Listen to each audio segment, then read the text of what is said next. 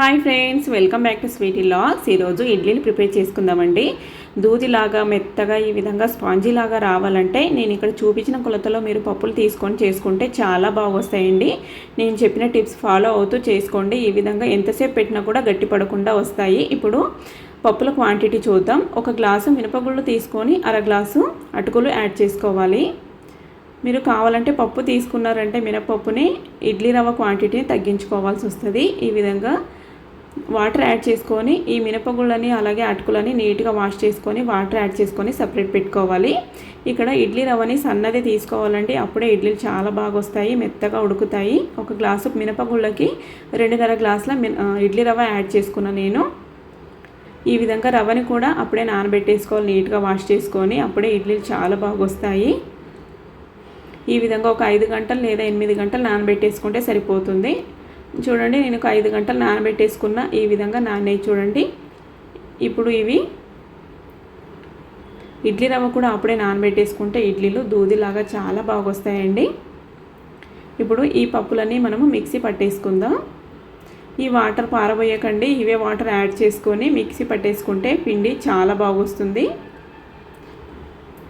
ఎందుకంటే మనం పప్పులను నీట్గా వాష్ చేసుకొని నానబెట్టేసుకుని ఉంటాం కదా, మనము ఆ వాటర్ని పారపోయకుండా అదే వాటర్ యాడ్ చేసుకొని చేసుకుంటే పిండి ఈ విధంగా చాలా బాగా వస్తుంది, సాఫ్ట్గా. ఈ విధంగా పిండిని ఒక బౌల్లోకి యాడ్ చేసుకోవాలి, మొత్తం మిక్సీ పట్టేసుకోవాలి.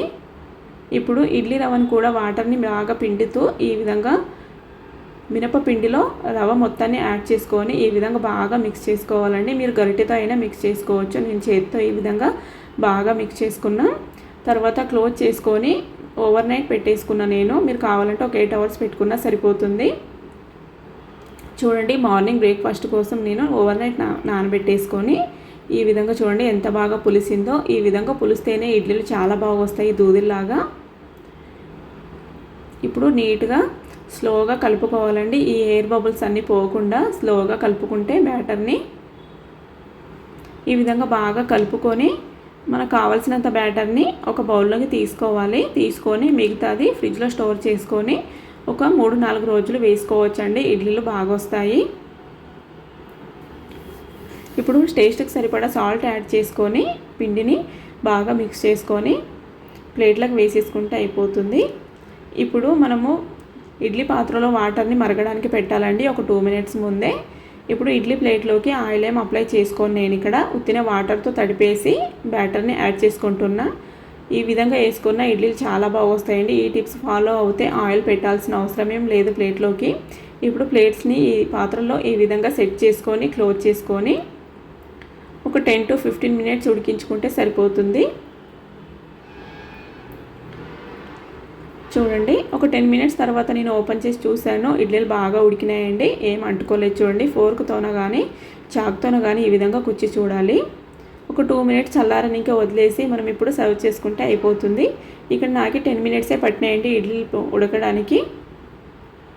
చూడండి, ఆయిల్ అప్లై చేయకుండా కూడా ఇడ్లీలు చాలా బాగా వస్తాయి. ఈ విధంగా ఒక ప్లేట్లోకి సర్వ్ చేసుకుంటే అయిపోతుందండి. మనం ఈ ఇడ్లీలని ఎంతసేపు పెట్టినా కూడా గట్టి పడకుండా ఈ విధంగా స్పాంజీ లాగా మెత్తగా ఉంటాయండి. ఈ రెసిపీ నచ్చినట్లయితే లైక్ చేయండి. ఇలాంటి రెసిపీస్ కోసం మా ఛానల్ని సబ్స్క్రైబ్ చేసుకోండి. అలాగే పక్కనున్న గంట సింబాల్ని ప్రెస్ చేశారంటే మేము పెట్టే వీడియోస్ నోటిఫికేషన్ ద్వారా మీరు ఫస్ట్గా చూడొచ్చు. Thank you for watching.